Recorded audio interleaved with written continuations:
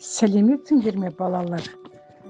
Бүгін мен сендерге бір ұзымнан деген ертегі айтып берейін. Жақсылап тыңдап отырыңдар. Баяғыда бай мен кедей көрші өмір сүріпті. Олардың араздығы сондай, бір-бірін көргісі келмейді екен. Байдың үйі кең, әдемі болыпты. Іші толған алтын, күміс екен. Ал кедейдің үйі ағаштан, төбесін бұтамен жапқан қора екен. Алтын мен күміс түгілі өзінің нанын әзер тауып жепті кедей. Егін егіп, оны суарып, өз күнін өзі көреді. Бір жылы көктемде алапат су тасқыны болады. Бай барлық алтынын көтеріп, биік ағаштың басына шығып кетеді.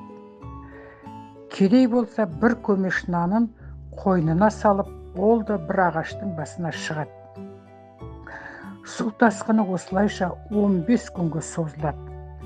Бір күні әбден қарны ашқан бай кедейге: «Әй кедей, маған бір кесек алтынымды ал да бір үзім нан берші» дейді. «Жоқ, алтыныңның керегі жоқ, нанды бере алмаймын» деп жауап береді кедей.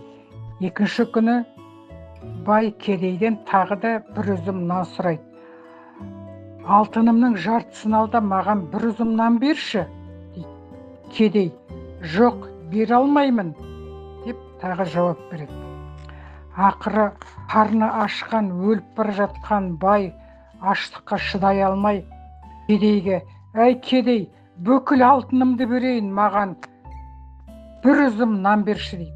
Бірақ кедей бұл жолы да көнбейді. Ақыры аштықтан басы айналып, бойынан әл қуаты кеткен бай ағаштың басынан құлап, суға күмп ете қалады. Ертеңіне топан суы басылады.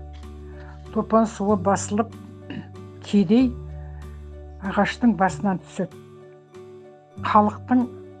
Халықтың арасында мынандай бір сөз бар: «Арпа бидай ас екен, алтын күміс тас екен» деп. Мүмкін осы жағдайға байланысты айтылған шығар. Қалай балалар, сендерге ертегі ұнады ма? Өздерің қандай ой түйдіңдер осы бай мен кедей, алтын туралы, бір үзім нан туралы? Тыңдағандарыңа көп рахмет. Келесі кездескенше аман сау болып тұрыңдар.